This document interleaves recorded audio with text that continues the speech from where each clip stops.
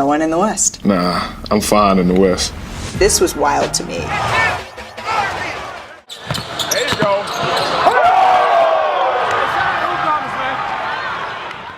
What's going on, guys? Today we're going to talk about the revamped Western Conference after the trade deadline and Ja Morant's freezing cold take before the end of last year. But before we do that, make sure to like this video and tell me in the comments who you think will be the team that comes out of the West this year. Alright, so right before Christmas, Ja was feeling pretty confident about the Grizzlies and where they stacked up in the West. And rightfully so. They were 20-11 at the time and seemed to be poised to take that next leap forward as potential title contenders. But since Morant's bold interview with ESPN's Malika Andrews, things have taken a turn for the worse. The Grizzlies have gone 10-13 since then and 6-8 against Western Conference opponents. And if it wasn't bad enough to already be moving in the wrong direction, then the trade deadline hit, where now the Western Conference seems a whole lot scarier than it did 72 hours ago. You've got the Mavericks acquiring Kyrie Irving, the Lakers trading for D'Angelo Russell, and then of course the Midnight Madness that sent Kevin Durant to the Phoenix Suns to team up with CP3 and Devin Booker. Now, whether the Lakers' prospects of making the playoffs have changed all that much, your guess is as good as mine. But Ja Morant and the Grizzlies will most definitely have to worry about these new-look Mavericks and Suns squads. That's before even mentioning the NBA surprise team of the year in the Sacramento Kings. Then you've also got dangerous teams like the Pelicans, Timberwolves, and the Warriors, who seem to be comfortably flying under the radar despite being the current reigning NBA champion. Then of course you got the Nuggets, who currently have the top spot in the West. And then the cherry on top is the Clippers, who for whatever reason can't seem to get things to go their way, but they have a lot of talent and could easily make a push in the playoffs as well. But I think I've made my point by now.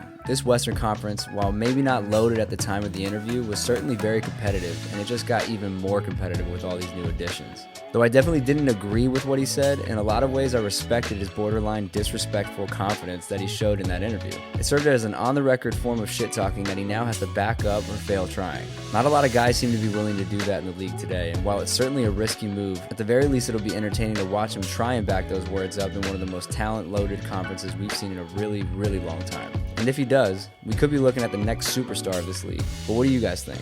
Will he back up the talk, or is he going to find himself watching the finals back at home this summer? Let me know in the comments below.